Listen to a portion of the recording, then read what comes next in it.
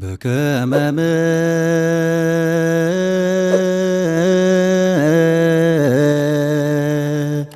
رتك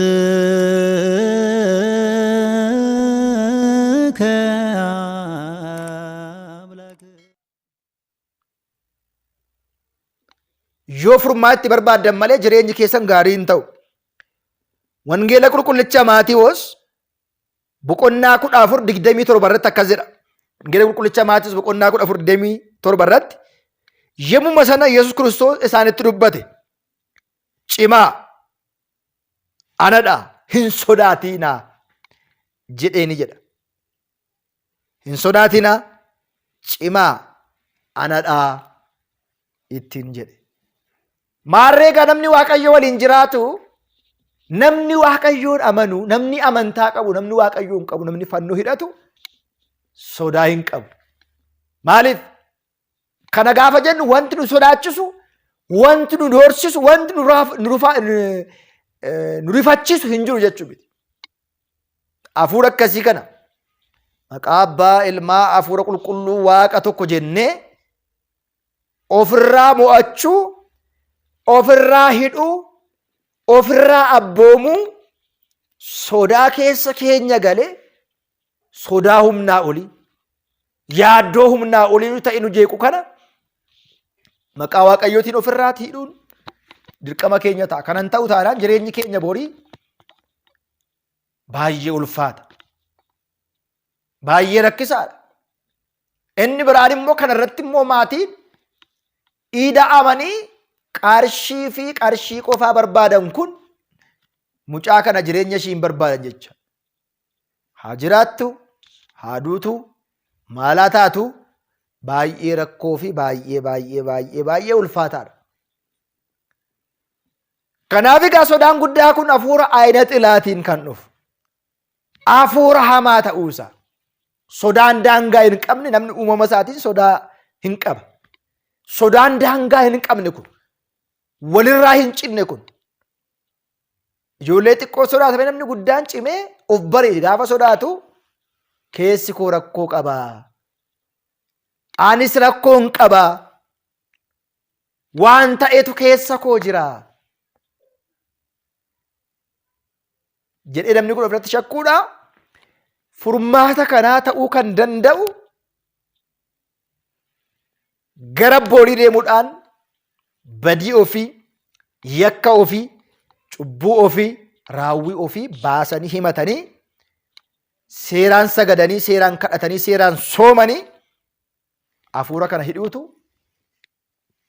furmaata kanaa ta'a malee sodaachuun furmaanni dhufu tokkollee hin jiru jechaadha. Kanaafidha amai malee hin sodaatiin.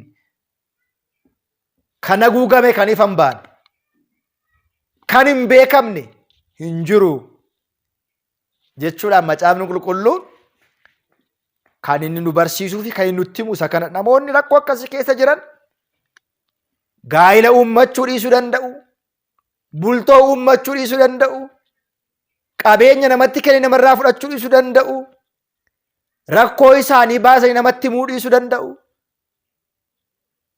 rakkoo isaaniitiif furmaata argachuu dhiisuu danda'u. Namni abbaa faana, haadha faana hin mari'anne, obboleessa faana hin mari'anne, hiriyaa faana hin mari'anne, boriftaan otoo gara gaa'ilaatti dhufee gaa'illi akkasitti ijaarame kun bor jiguutti dhufa jechaadha.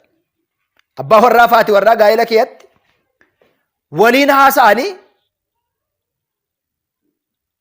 furmaata argatan taanaan, rakkoo isaanii hin hiikkatan taanaan, rakkoo isaanii hin furatan taanaan baay'ee rakkisaadha. Baay'ee rakkisaadha. Kanaaf maalaa godhamu oolamee kan bulamu miti. Dhiphinni akkasii kun sagadaatiin seeraan ganama galgala otoo hin jedhin sagaduudhaan, soomuudhaan, kadhannaa gochuudhaan hafuura kana hidhuun hin danda'ama, mo'achuun hin danda'ama, injifachuun hin danda'ama. Inni biraan maatiin araba akka deemtuudhaaf ammas kakaasaa jiru isheen garuu fedhan qabdu, ani garuu fedhan qabudha. Araba deemuu qofaa miti. Waa lama yaaduun barbaachisaadha. Maatiin ishee rakkoo kee jiru yoo ta'e, maatii ishees gargaaraa akka haroon hin guune akka raachi hin duune jedha Oromoon. Ofii ishees akka hin miidhamne, maatiin ishees akka hin miidhamne. Parsantii argattu keessaa 30 yoo maatii ishee gargaarte 70 immoo kaawwachuu qabdi, kuufachuu qabdi. Jireenya ishee borii yaaduu qabdi. Maatiin keenya yoo nurraa argate hin jibbu. Hojjennee birrii jiru hundumaa yoo galchineef maatiin keenya hin jibbu. Boleessa keenya bilbila gaarii, boleettii keenya bilbila gaarii, jireenya gaarii akka isaan jiraatan nuti achi teenyee umurii keenya fixaa waa lama dhabna laalaa. Umuriin keenya dhumaa deema, qabeenyi keenya dhumaa deema. Gaa'illi keenya boriif ta'anii gaa'ila akkamii akka inni ta'u yaaduuf tilmaamuun isinirra jira. Dubartiin umurii ishee guutuu biyya Arabaa turte, biyya keetti gaafa deebitu immoo jireenya akkamii uummatti, keessumaa immoo ilaalchi badaan dhiironni biyya Itoophiyaa dubartoota Arabaatiif qaban baay'ee gadi bu'aa fi baay'ee jibbisiisaadha. Dubartii Arabaa hunduma akka baalagee yookiin immoo akka naamusa dhabeetti isa duriyyee jennu jechaadha. Akkatti kan lalan jiru. Rakkoo kan qaban jiru amala badaa kan qaban jiru naamusa gaarii kan hin qabne jiru eeyyee.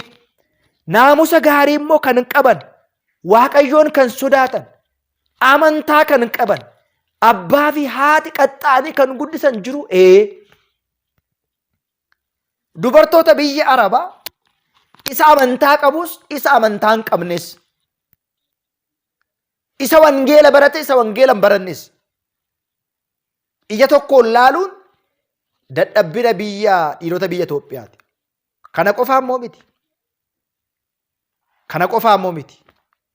Shamarroota Arabaa faayidaa foonii qofaa barbaada, qarshii qofaa barbaada. Amma ishee achi jirtutti waa kennitii fi bilbila bittii fi waan gaarii gootii fi innas taa'eetu qumaara irratti haasa'a. Kanallee beekuu fi barachuun, kanarratti baannanuun isinirra jira. Kanaaf mucaan kun maal gochuu qabdi? Soomuu, sagaduu, kadhachuu, Waaqayyotti boo'u.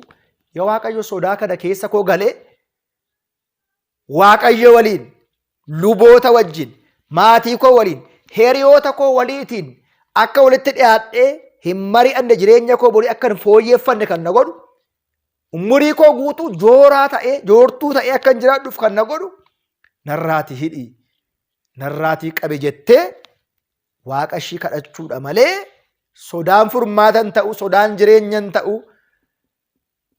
bu'aan inni nuu qabu kufaatiif badiinsa keenya malee hunda keenya kan miidhu ta'uusaa beeknee warri sodaa akkasii kee jirtan deddeebi'aa yaada, abboolii waliin dubbadhaa, gaabbii galaa, nama kabajaa, Waaqas kabajaa malee sodaan hin barbaachisu. Sodaan humnaa ol immoo keessumaati jireenya keessaniif gaarii miti, gufuu guddaa ta'uusaa beektanii hundumti keessan kan akka barattanii barnootni akkasii yoo isinitti tole, gaaffii akkasii warri qabdan